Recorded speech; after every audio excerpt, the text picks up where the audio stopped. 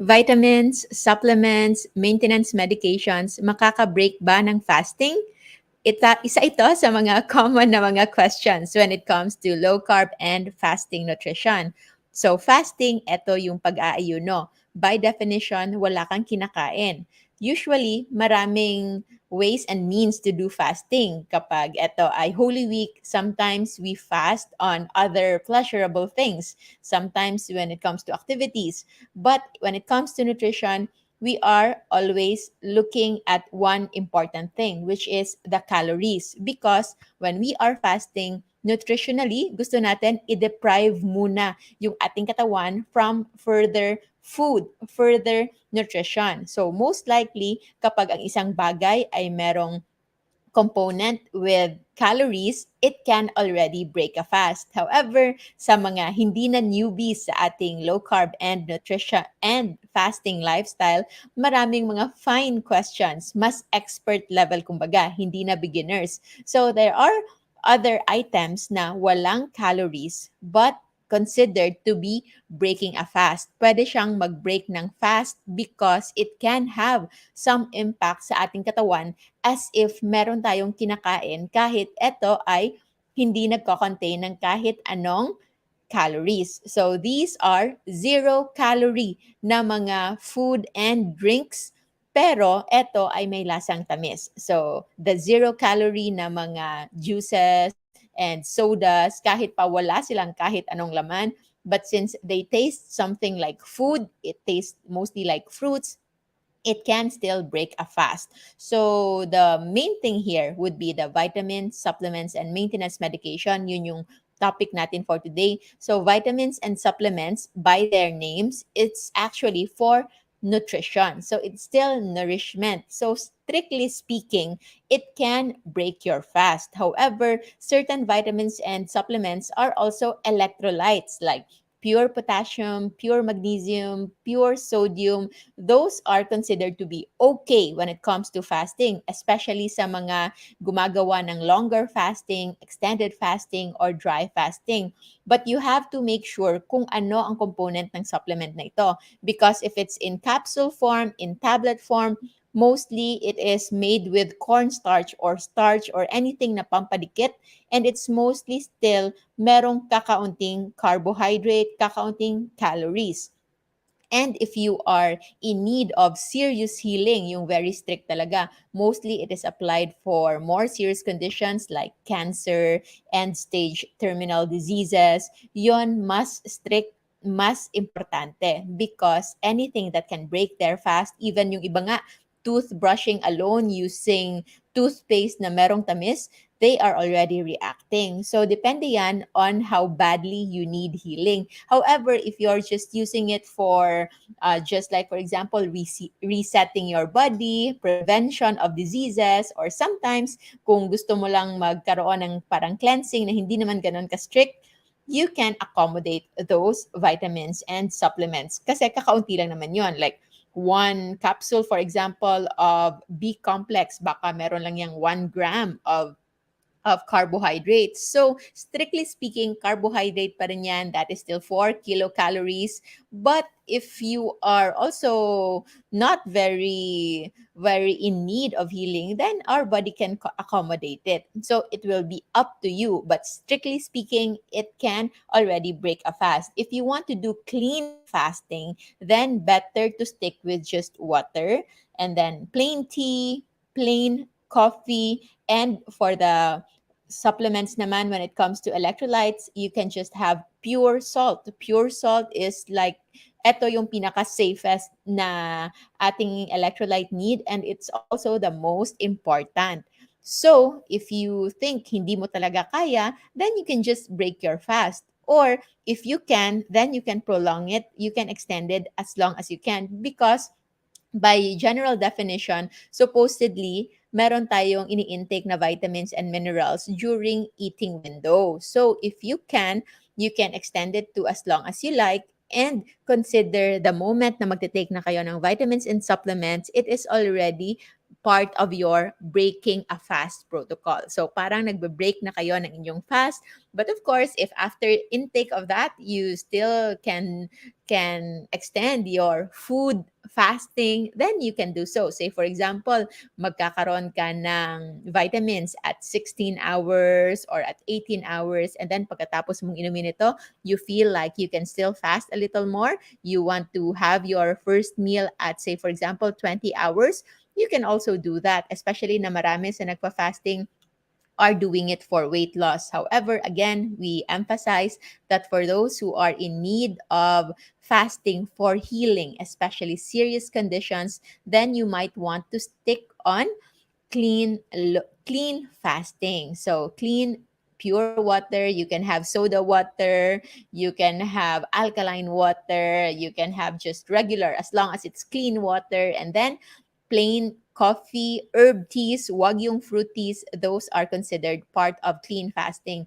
Vitamins and minerals and other supplements are already considered part of parang dirty fasting. Okay? Hindi naman siya dirty na marumi, but it's dirty as in you might limit the process called autophagy. So autophagy is one of the reasons why we do fasting. Autophagy is the self-cleansing mechanism and recycling mechanism na na-activate sa ating katawan the moment we are already fasting for around 20 to 24 hours. After that one, na-activate na yung autophagy. Diyan yung nagkakaroon tayo ng clearing when it comes to our thinking, and then also yung mga inflammation, pamamaga, and build up ng mga waste products sa ating cells, they have more chances of being cleansed out. And lastly, how about maintenance medications? Paano ito maipapasok sa fasting? So of course, when you already have maintenance medication, so for example, for diabetes or hypertension,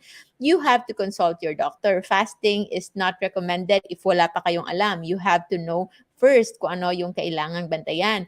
But generally, medications, you have to ask your doctor if this medication should be taken with meals or without meals. Because if it's with meals, so dapat you take it during your eating window. But if your doctor says that this medication kailangan on empty stomach, like the maintenance medication for thyroid problems like the levothyroxine, yung gamot na yan, kailangan talaga empty stomach. So when you take that in, that is considered okay while you are on a fasted state. Habang hindi ka pa kumakain, of course, you have to take that kasi nga, magiging effective lang siya kapag wala pang laman yung tiyan. But that can be already breaking a fast. But since you need it, so you prioritize first your body needs. So you can just take that during your fasting window because that is allowed during fasting or should be taken on an empty stomach. But for other medications na kailangan talaga with meals, then you can just move it to the time that you are eating.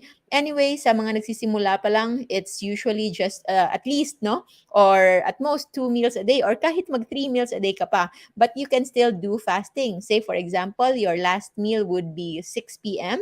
By 8 o'clock in the morning, that's already 14 hours of fasting. So by breakfast, you can already have your morning medication. And then by lunchtime, kung meron pa kayong medication for lunchtime, you can also take that. And for dinner naman, you can still take your medication for dinner, but you just have to take it a little earlier so that makakapag-fasting pa rin kayo as little as 12 to 14 hours can already do so much, especially if you will eat nutrient-dense low-carb meals during your eating window. Para naman, yung fasting ninyo, yung benefit na makukuha ninyo with fasting will not just go to waste. So those are the things that you can think of.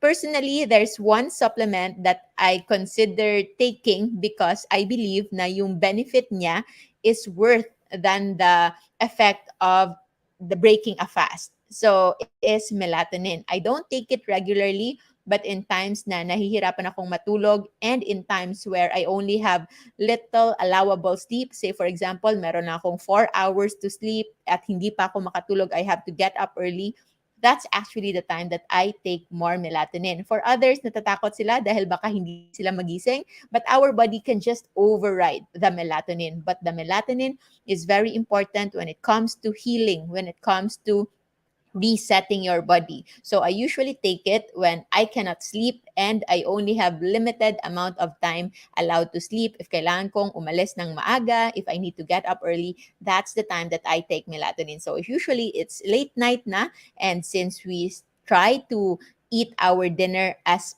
early as possible, so usually naka-fasting na ako niyan. But that time, I allow melatonin because I know that even if mabe-break ko yung fast ko by taking melatonin, but it's just very, very small ha, sobrang liit lang ng melatonin, I know na mas kailangan ko siya so that the rest that I will have, the sleep that I will become melatonin rich. Akala ng iba, ang melatonin ay sleeping pill, but no, melatonin is a very important hormone. It could even be considered as the most important antioxidant sa ating katawan. Kaya nga lang, because of our lifestyle, because of artificial light, because of what we do, exposure to gadgets, nasisira yung ating natural circadian rhythm at hindi na tayo nagproproduce ng ganon karaming melatonin at night when we are supposed to be resting with melatonin-rich na tulog. And so, to help us, at least meron na ngayong maraming melatonin to help us with our sleep and establish the repair mechanism na kailangan ng ating katawan on a day-to-day basis. Usually, I have melatonin with me, pero naiinom ko siya maybe once or twice a month, and I also don't get dependent on it. And one thing, if you don't want to take melatonin, you can just make sure na nagpapaaraw kayo every day. So actually, vitamins, supplements, are not really necessary if you eat low carb, nutrient dense foods. Nagpapaaraw kayo araw-araw. You are not avoiding salt, especially the essential ones. Minimum of 1 teaspoon of salt in a day. That is just the minimum sa ating RDA, that the required daily allowance of intake of sodium chloride, which is very essential sa ating katawan to also balance the other electrolytes in our system. And if we are not avoiding real nutrient dense food, meat, seafood, vegetables, the fruits, you can just do away with that because it's too much glucose. So you can get the vitamins and minerals na present in fruits from the vegetables, but lower the calories and carbohydrate content. Walang masyadong fructose, walang masyadong glucose, and organ meat. So if you can eat 1 to 2 pieces of organ meats in a week, that is already good. So eat variety of real foods: chicken, pork, beef, isda, seafood, itlog, many more. Wag lang puro chicken breast parate or wag lang puro pork chop parate. Although personally I know I can eat with just pork alone every day, pero that is not the best way also. We can make sure that we complete our macronutrient and micronutrient needs on a weekly basis by eating variety of real food, nutrient dense food that is in our JGC Rojo food list. Meron tayong safe list dyan, and try to avoid the ones na nasa caution list and danger list. We have a video about it, JGC Rojo food list explained. Pwede niyong panoorin yan to help you, to guide you. But today, yun yung ating tanong: vitamins, supplements, and maintenance medications, makaka-break ba ng fasting? The answer is yes and no.